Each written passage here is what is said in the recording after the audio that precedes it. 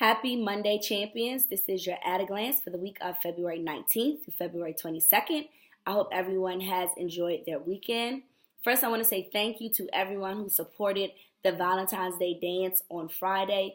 It was an amazing time. The students had a great time, as well as the parents. We made a lot of money to pour back into the school. So I want to say thank you, whether you're assisted setting up, getting things done beforehand, or being supportive within the dance. So thank you so much. So again, the students had a very great time. This week, there are two major things that are happening. On Wednesday, February 20th, we will have our quarter 3 learning walk. This learning walk will be focused on small guided reading and flexible math groups. Please make sure you look at the schedule to see when you will have visitors within your classroom.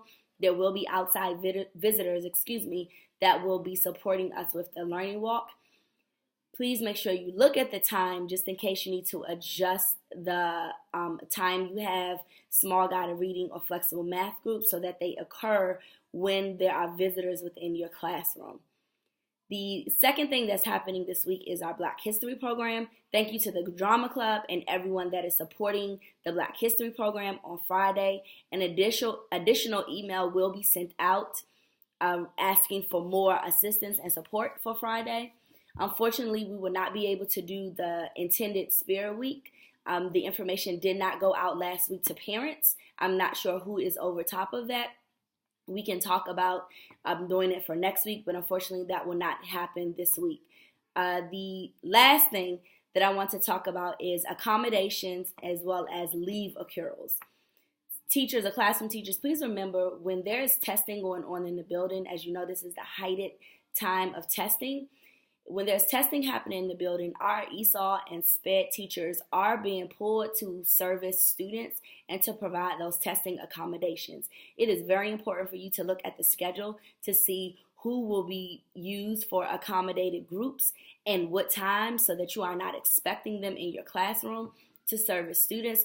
Please understand that if there are students that are being or getting accommodations for testing, they are special ed students, they are ESOL students. So the special ed teacher or the ESOL teacher has to provide those accommodations for them.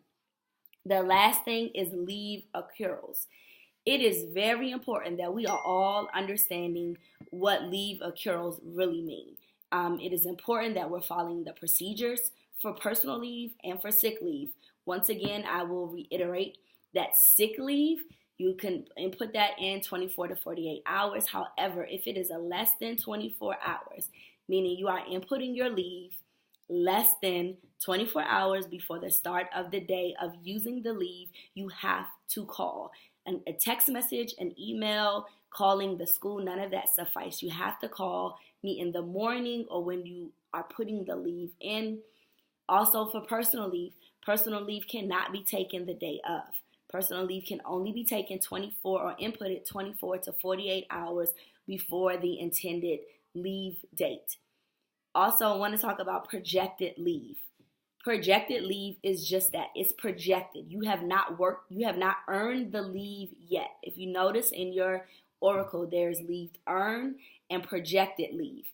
Your leave earned is the only leave that you can take. Projected leave, you cannot take that. Yes, you will get it eventually during the year, but at that time, if you are in the negative, any projected leave that rolls over, the negative balance is taken care of.